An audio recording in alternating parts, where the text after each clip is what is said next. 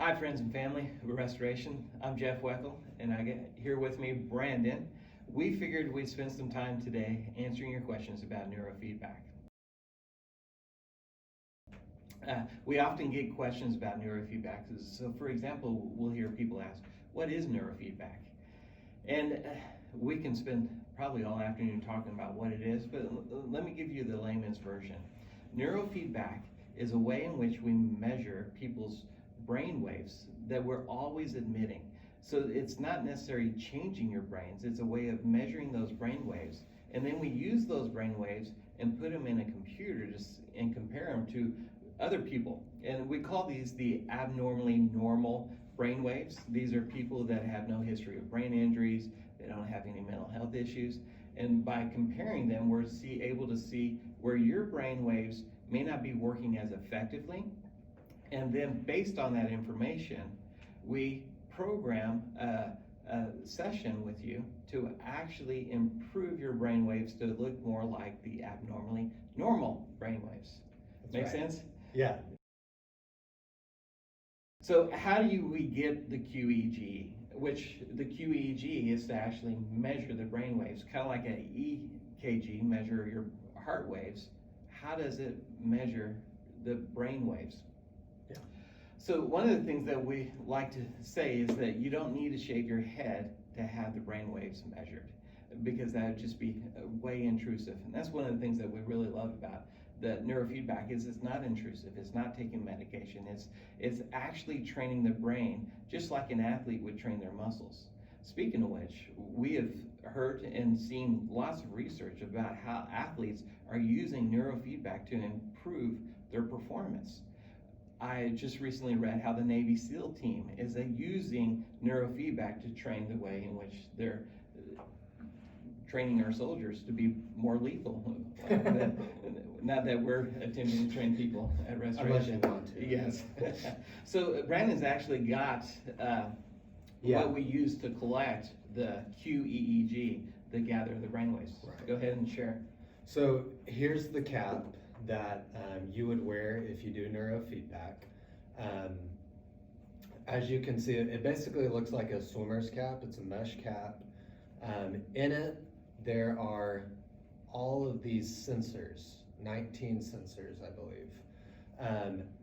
These sensors do not emit electricity into your brain. So we're not shocking you in any way. They are simply picking up the electrical activity that is already happening in your brain. So these sensors pick that up. You put it on like a swimmer's cap again. You put these two little clips on your earlobes. I put a little bit of gel into each of these sensors and then plug it into the machine and it starts reading your brainwaves. So like Jeff said, you don't have to shave your head. There's no needles involved. There's no pain involved. It is simply just picking up the electricity that is already in your brain. It goes to our computer and our fancy software interprets the brain waves that are being. It's not interpreting thoughts. Right. Yeah. Just the brain waves. Yeah. We can't read your thoughts when we have this cap on you. Don't worry. And so what we like to do is have people train for about 20 to 40 different sessions. That is something that we determine by a brain map. A brain map is a picture. We actually get pictures of where your brain is regulated, working well, and where your brain might be dysregulated, not working well. And based on that information, we begin doing the training. And the training can last anywhere from 20 to 45 minutes. A bulk of the training is getting the cap set up. Just making sure all the sensors are online and working well. It takes about 10-15 minutes, I would say. Yeah. And generally to get the cap on. Yeah, 10-15 minutes for the cap and then 20-25 minutes for training, depending on where you're at in your training. I always tell people it's like going to the gym and working out a muscle. You're working out your brain. I would say what one question that we get a lot is just what does the training look like? We talk about Oh, that's training, good. so Yeah. practically, what does it look like? So practically speaking, we've got the cap on your head. You're sitting in a nice, comfy leather chair, and there's a TV in front of you. You then watch a movie or play some sort of simple video game. The program that we have running on the computer, it knows what part of the brain it wants to improve.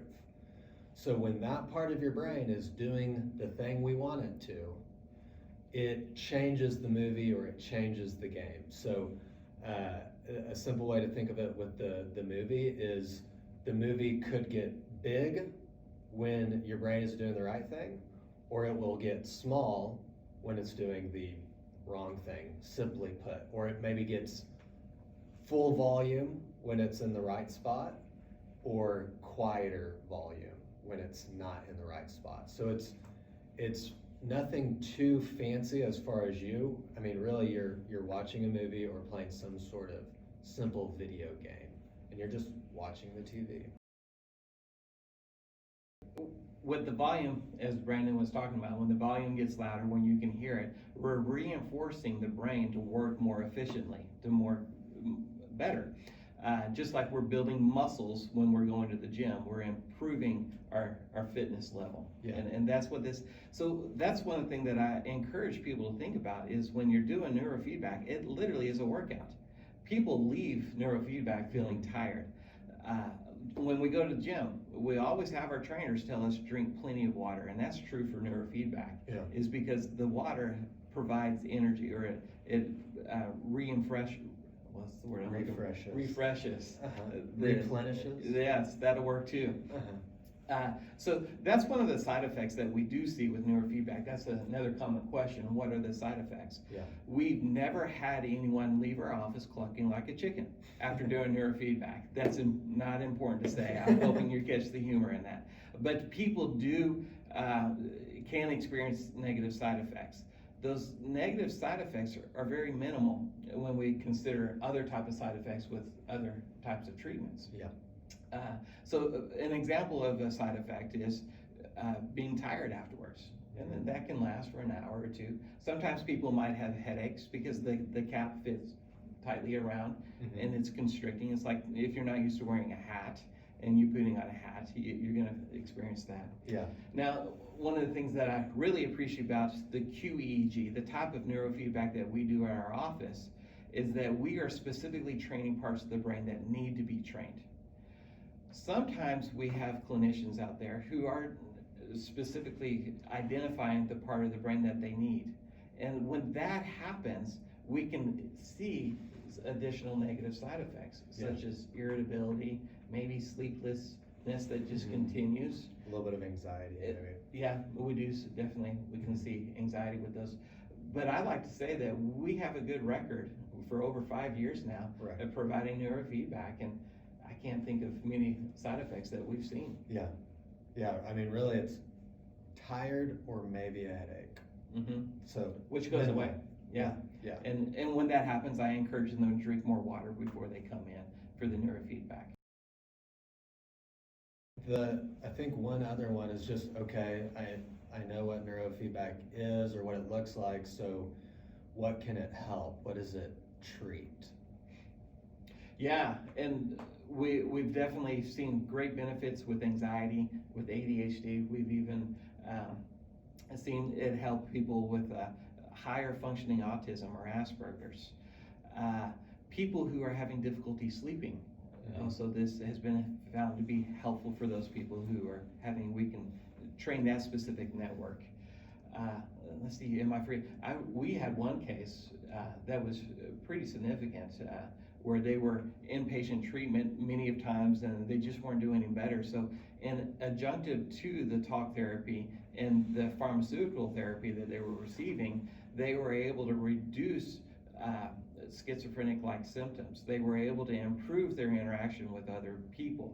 They were able to, they were able to sit with themselves for the first time in several years. So we've seen great benefit. to using it. We've also have people use neurofeedback just to improve overarching performance at work or performance at school, because well, it does help make your brain work more efficiently.